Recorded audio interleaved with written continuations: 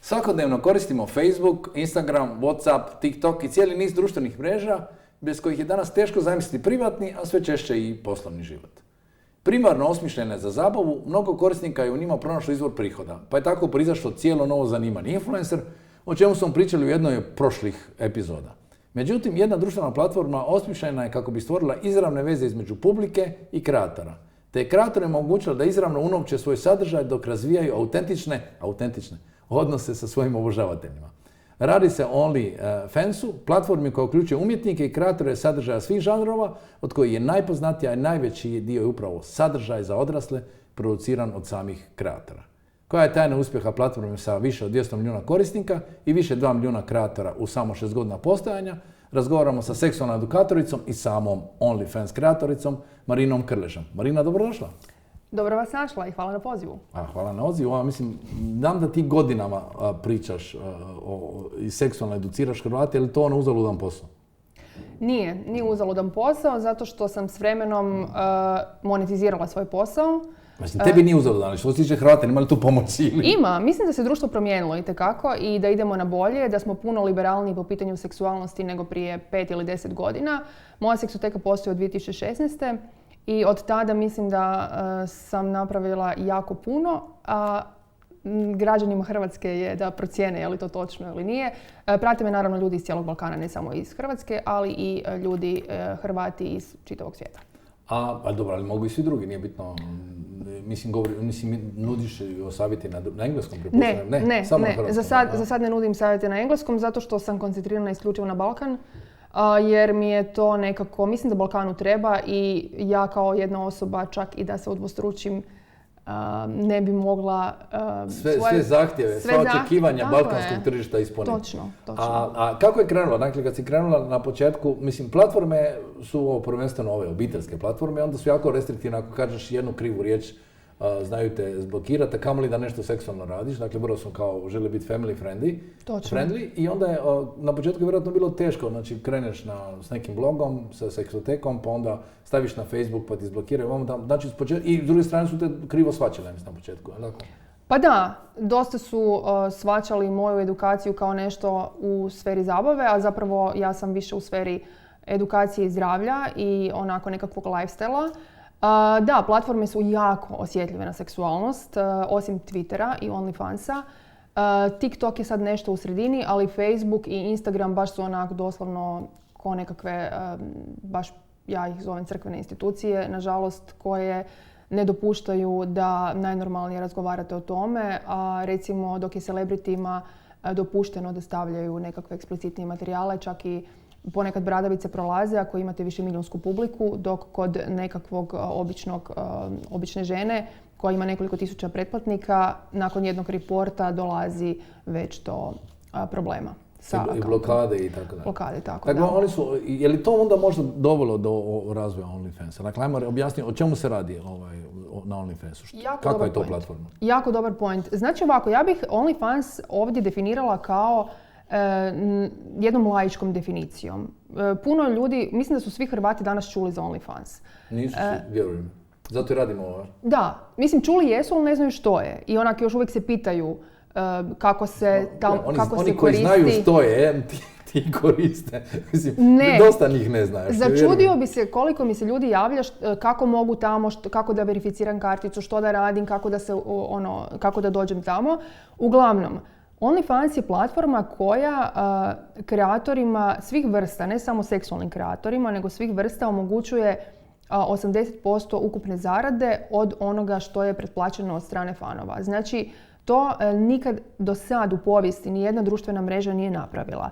To pokušava sad Twitter sa svojom blue oznakom, tako je. Međutim, ona u Hrvatskoj još uvijek nije validna, ne možete zarađivati kao content kreator još na Twitteru. I na YouTubeu vam je recimo trebalo godine i godine rada da biste došli do čak ni upola zarade kako pruža OnlyFans u jednom danu. Međutim, ono što je za OnlyFans bitno je da imate publiku od prije stvorenu. Znači, on je puno pogodniji za influencere koji su već stvorili na neki način svoj posao, radi i tako dalje od prije. I onda samo se prebacujete tamo i fanovi vas počinju pratiti. Dobro, ali kako je krenulo? Znači 2020. Znači, napravljena je platforma za razmjenu znači, raznih kreativaca, razmjenu sadržaja sa onim koji ih žele pratiti i žele za to platiti. Ali onda što je izdominirao ovaj sadržaj za odrasle? On je dominantan, pretpostavljam. Tako je. Inače, OnlyFans ti postoji, ja mislim, od 2016. On je 2020. eksplodirao, zato zbog korone, tako je. Zašto? Zato što se pornografija više nije mogla producirati, snimati i tako dalje, jer je bilo mnoštvo restrikcija. I onda je OnlyFans tu pružao mnogim tim glumcima i kreatorima porno sadržaja svojevrsnu online platformu gdje su mogli nastaviti raditi svoj posao i to vrlo legalno i zanimljivo. Čak što više o tome možemo i kasnije, promijenio je totalni tijek pornografije u smislu. Reći, znači, s obzirom da je ovakav podjela 80:20, znači 4 od 5 eura ostaje kreatorima, da li je to utjecalo na cjelokupnu industriju ovog sadržaja za odrasle? Jer u principu vi možete proizvesti sve sami, danas svi imaju kamere, imaju sve što im treba i u principu i možete raditi ono baš customize, znači radiš po željama fanova, tako ne? Da, s tim da to po željama fanova ja mislim da ne donosi sreću kreatorima, mislim da trebate raditi ono što vas veseli, a ne ono što drugi od vas žele. To je nešto što mnoge žene danas još uvijek nisu naučile. Mislim, svi ljudi mogu puno zdravije za sebe, za svoj duhovni mir i za svoju nekakvu sreću unutrašnju raditi ono što njih veseli i to je jako važno na OnlyFansu, ali pogotovo što se tiče seksualnosti i pornografije. Ono što je, mislim, definicija pornografije... Zar nije to uopće pravilo da kao influencer možeš biti autentičan, jako te brzo provali ako si netko drugi. Točno. Što si autentičniji, to si uspješniji. Ali što se tiče pornografije, recimo definicija pornografije je znači eksplicitniji nekakav seksualni čin. Međutim, OnlyFans čak toliko ne promovira seksualnost, odnosno seks, koliko promovira žensku masturbaciju i generalno gej masturbaciju, jer su gejevi tu isto svoj dio kolača uzeli. Puno je više recimo od kreatora gejeva, gej populacije muške, nego heteroseksualne muške populacije i to je nešto što je meni iznimno žao. Jer mislim da nam u Hrvatskoj, na Balkanu i u svijetu generalno nedostaje muških heteroseksualnih kreatora na OnlyFansu. Ja bih ih pratila da ih ima, ali gej ima dovoljno, ne? Gejeva ima previše. I balkanskih? Pa balkanskih ne nužno toliko. Ja ne pratim gej populaciju, tako da sad me puno pitaš. Ne znam, nemam pojma. Ja ne pratim zapravo nikog na OnlyFansu jer imam i dovoljno posla sama. Ali pratim jednog, prijatelj mi je... Alen Alihodžić koji ima Mr. Slipperman, on je prvi heteromuškarac koji je mene zapao za oko, koji u Hrvatskoj ima OnlyFans i to radi fantastično, doduše onako više malo humoristično, pozdravljam ga ovom prilikom i osim njega ja ne znam nikog. Ali ono što sam samo ti htjela reći, što me mnogi ljudi pitaju, stvar s OnlyFansom je to da uopće nije toliko težak za korištenje kao što ljudi neki misle. Znači, OnlyFans možete preslikati kao što ste preslikali dolazak na bilo koju društvenu mrežu. Od Facebooka preko Instagrama nadalje. Znači, verificirate se email adresom. Možete se verificirati Twitter accountom i Google accountom. Međutim, preporučujem da to ne radite, zato što ako vam se nešto dogodi Twitteru ili Googleu, onda vam automatski OnlyFans dolazi. A bez njega ne možete živjeti. Da, točno. Dobro, ali ide kartica u jednom trenutku, to je ta bitna razlika. Ne? Tako je, to je bitna razlika. Znači, i onda zapravo nakon te registracije vi se možete potvrditi svoj identitet i ne morate. Kreatori moraju potvrditi svoj identitet jer onda da ne bi maloljetnici stvarali sadržaj. Međutim, svi koji su tamo fanovi, oni ne moraju potvrditi svoj identitet. I ono što je još važno je da trebate nakon toga, OnlyFans postaje svojevrsni web shop, ali ne predmeta, dakle materijalnih stvari, nego usluga. Online usluga, znači kupnje videa, fotografija, audio zapisa i tekstova. I sve je jednako kao i na Facebook, recimo, zidu. Znači, kupujete određene materijale koji mogu biti besplatni, ali mogu biti i customizirani. I sami odlučujete što ćete kupiti i za koliko. Kreator određuje cijenu, fan ako želi nešto kupi ili ne. Postoje i takozvani tipsevi, znači napojnice koje isto kreatori mogu dati, to je nekakva vrsta donacija, iako se to ne tretira kao donacija, ali uvijek postoji onako da ti ako je neko dobre volje, dati nekakav tip, ako si njegov... Ali to je za kreatora, tip za kreatora, dakle da još plati dodatno nešto, da nagradi kreatora koji je zadovoljan sadržajem. Točno, tako da OnlyFans pokriva masu stvari. Po meni revolucionarna društvena mreža koja je drastično neiskorištena zato što je mnogi poistovjećuju isključivo sa seksualnim sadržajem. Nažalost, po meni bi, nagovorili su, ima ja mislim i Beyoncé tamo i Cardi B, neke pjevačice i tako dalje, imaju i mnogi sportaši, imaju svoje profile jer ih je OnlyFans, da tako kažem, možda su dogovorili neku suradnju. Ali generalno mislim da svaki kreator koji je svoje vrijeme do sad u životu ulagao u bilo što, znači bilo koju vrstu posla, od ne znam, frizeraja do pjevanja do nečeg petog, ima pravo unovčavati taj svoj sadržaj. Lekcije se mogu isto tako prodavati. Tako je, edukacije, bilo što, ali Hrvati to jednostavno podcjenjuju. Ja ne razumijem zašto. I očito zato jer nismo dovoljno informirani. Zato mislim da ova emisija... Vjerujem ti da ljudi ne znaju toliko da mogu. Znači, ni mislim da im je prva asocijacija ova proizvodnja sadržaja za odrasle, a ne znaju da mogu i nuditi nekakve druge sadržaje jer je ovisno kako se ti profiliraš kao kreator. Tako je. Što najčešće traže fanovi? Pa ovako, ja osobno nisam, kad meni ulaze u moj OnlyFans profil, ja svima dajem do znanja da ja nisam tamo radi njih, nego da su oni tamo radi mene. Ja sam totalno atipična OnlyFans kreatorica, dakle ja tamo isključivo radim ono što ja želim i produciram sadržaj kakve ja želim, nikome ne ispunjavam želje jer mi je to izvan mog seksualnog dometa i mindseta. Ja sam to otvorila radi sebe jer sam se tom vrstom komunikacije bavila puno prije OnlyFansa. Ja sam u cyber svijetu od kad postoji internet u tom masturbacijskom smislu i ovo mi je samo bio svojevrsni nastavak onoga što ja u životu prakticiram puno više kad nisam u vezi nego onda kad sam u vezi.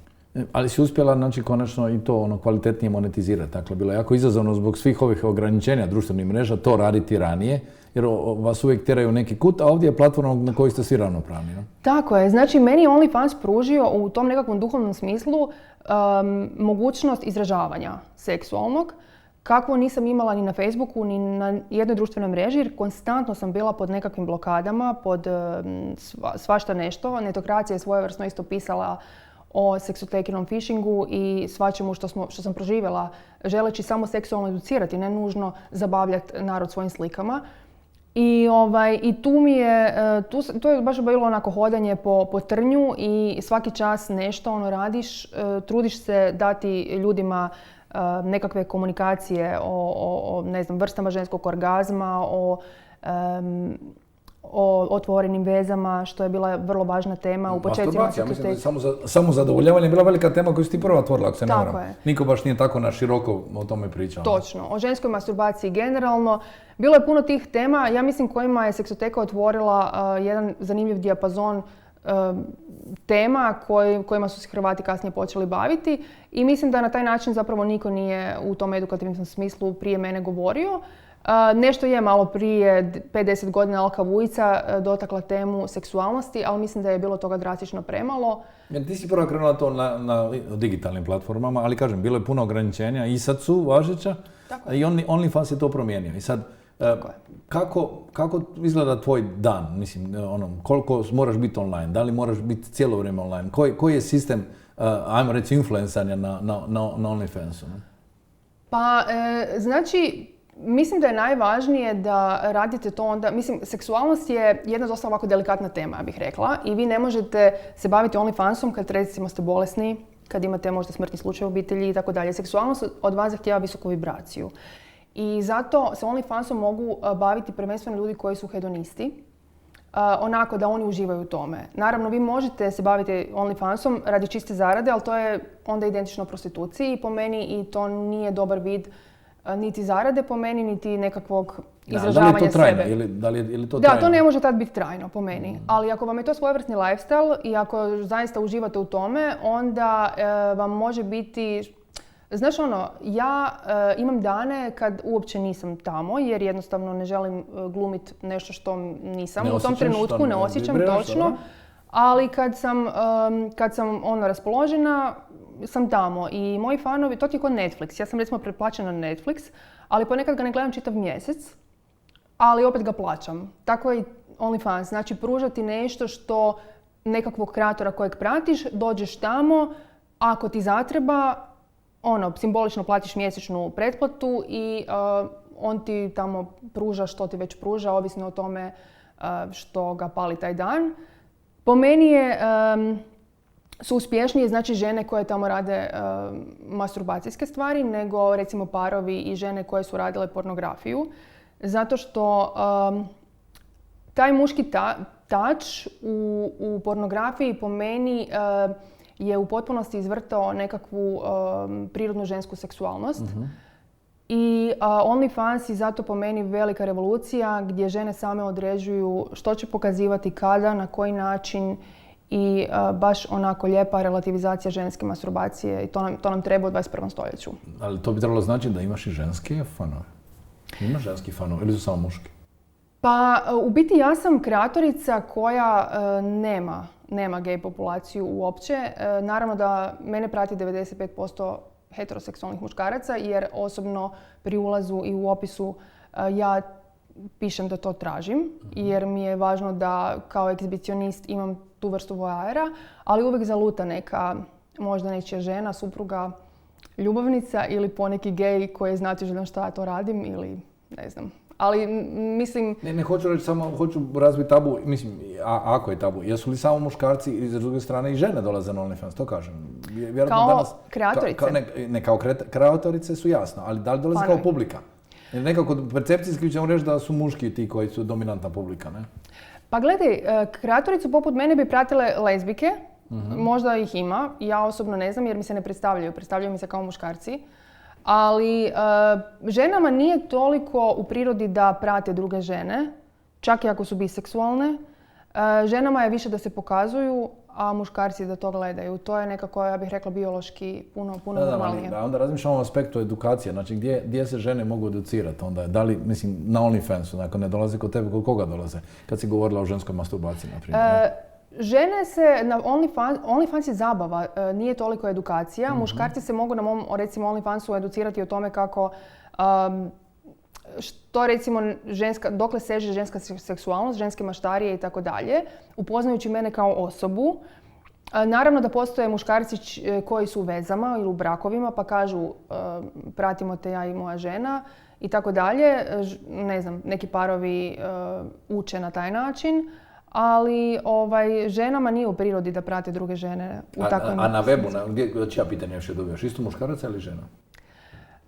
Na webu što se tiče seksoteke i edukacije imam na seksoteka.eu seksualno savjetovanje i tamo je podjednako. I muškarci i žene mi se javljaju, čak i gej populacija.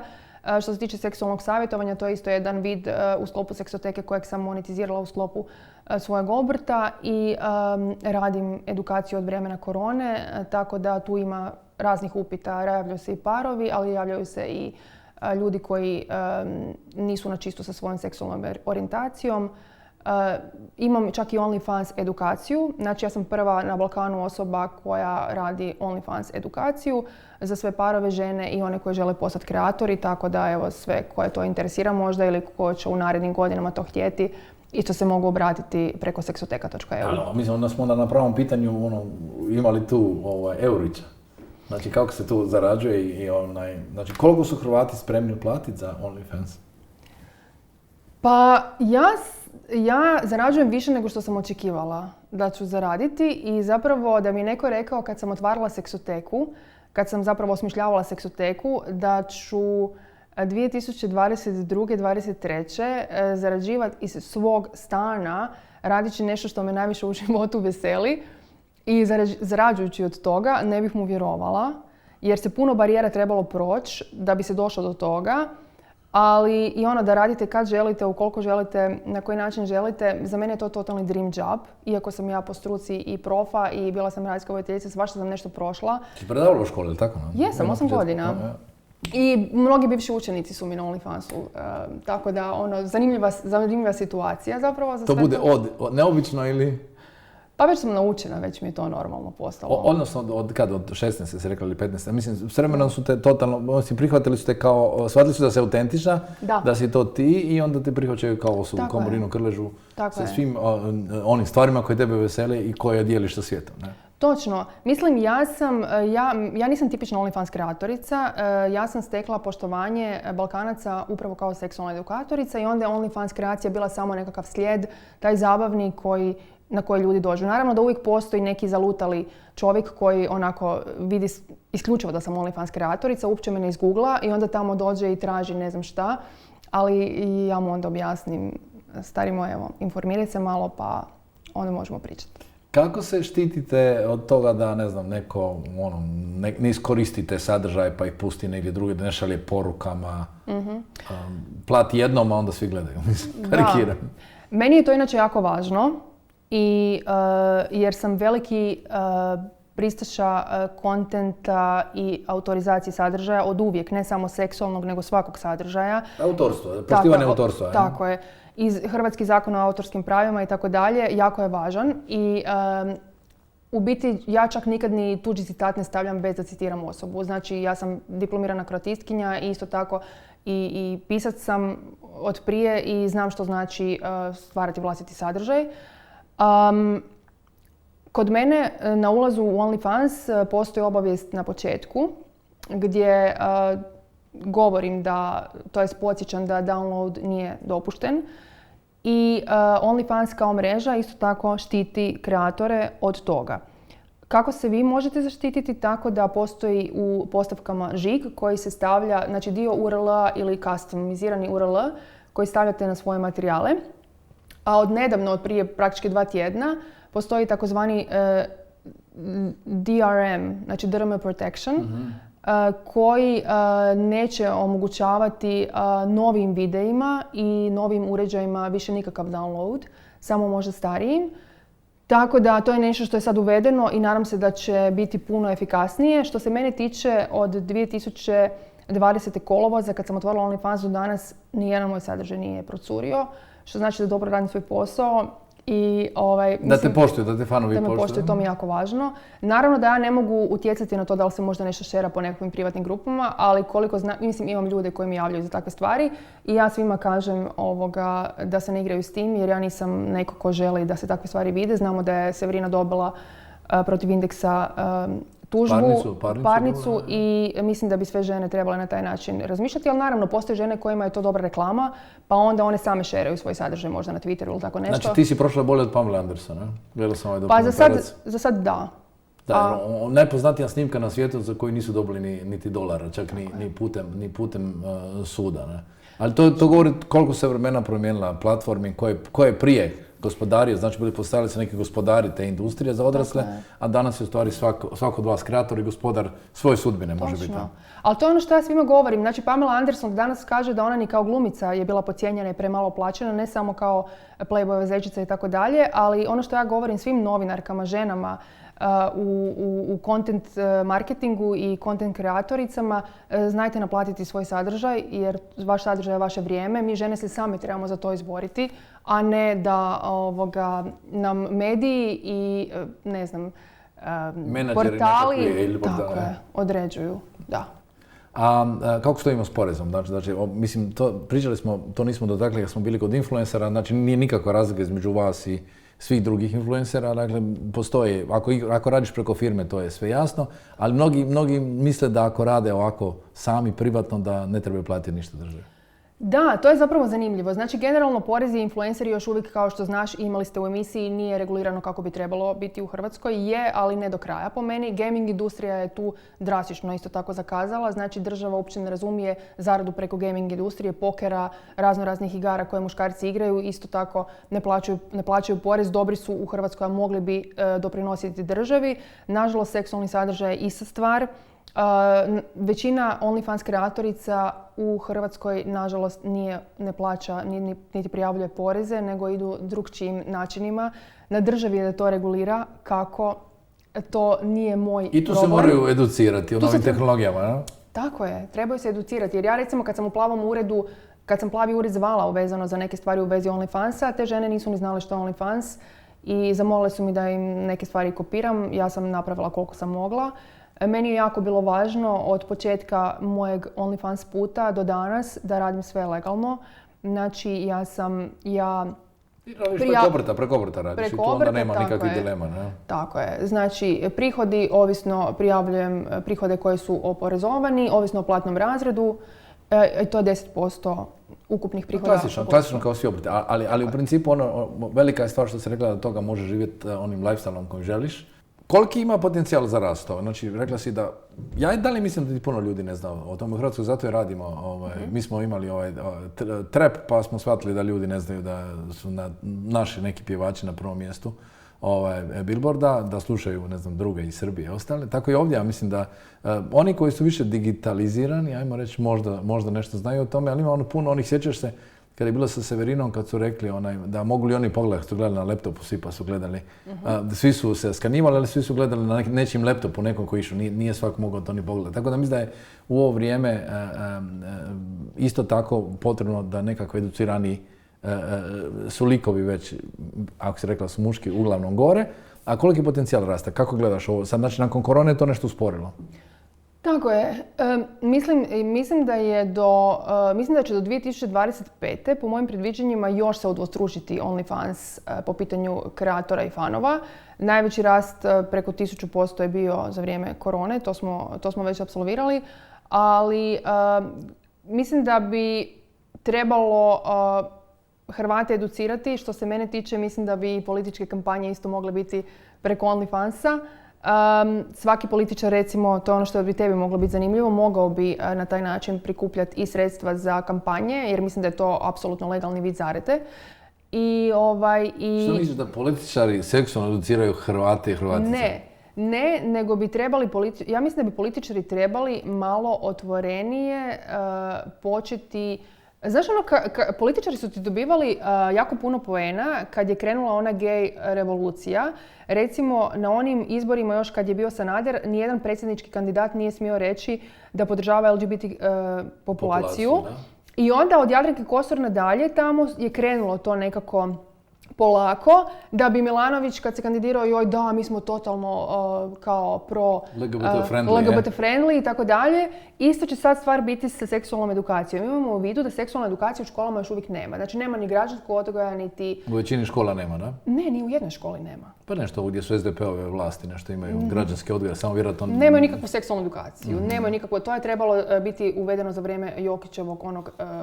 kurikuluma, promjene reforme. Tako, ništa nije prošlo, ali mislim da je to tema koja Hrvate itekako interesira. Mi trebamo doći na razinu skandinavskih zemalja po pitanju seksualne edukacije.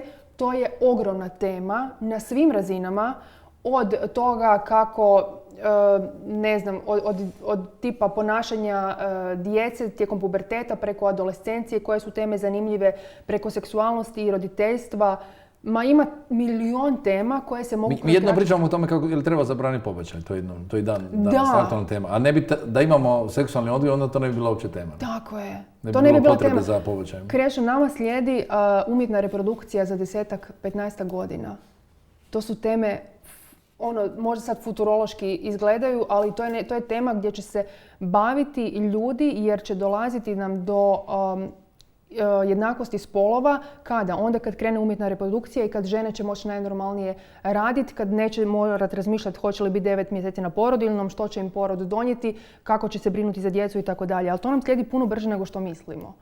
A reci mi, idemo prema kraju, neka tvoja iskustva sa Hrvatima, ova promjena u zadnjih tih 8 godina i pitanja, što te pita općenito, kakvi smo seksualno educirani ili učimo sve u hodu?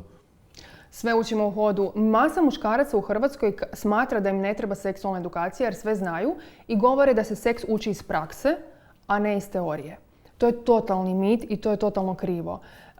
Sve najnormalnije pojave, čak od nogometa nadalje, trebaju se učiti kroz treninge, kroz teoriju, kroz nešto gdje postoje nekakvi zakoni koje se pridržavate. Tako je, a seksualnost pogotovo zato što je užasno dugo bila tabuizirana i to prvenstveno, budimo realni, radi crkve, radi kršćanstva koje je tu u potpunosti ukorijenjeno u našem društvu.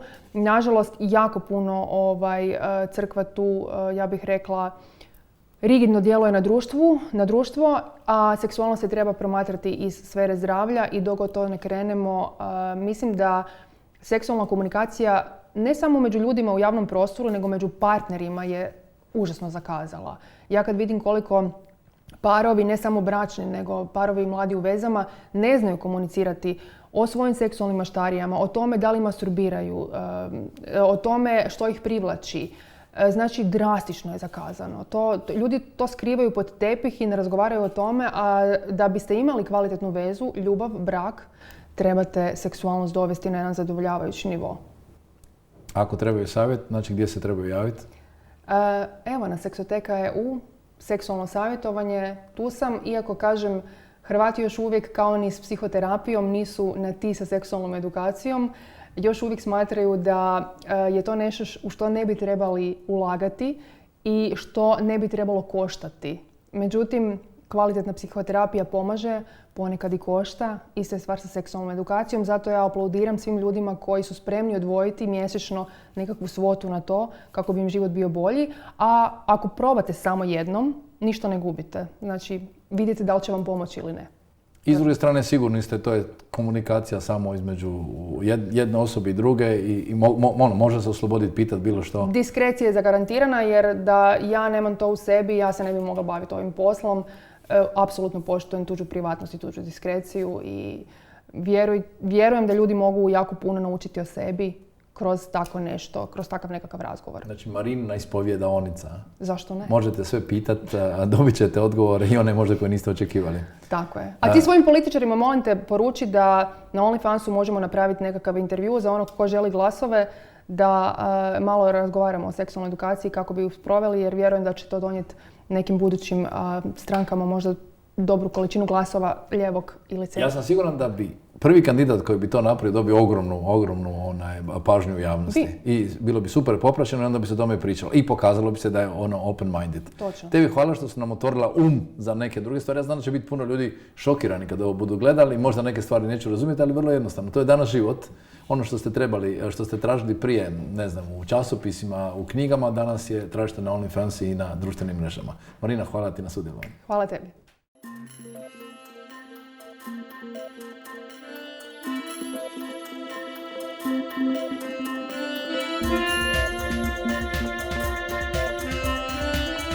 Thank you.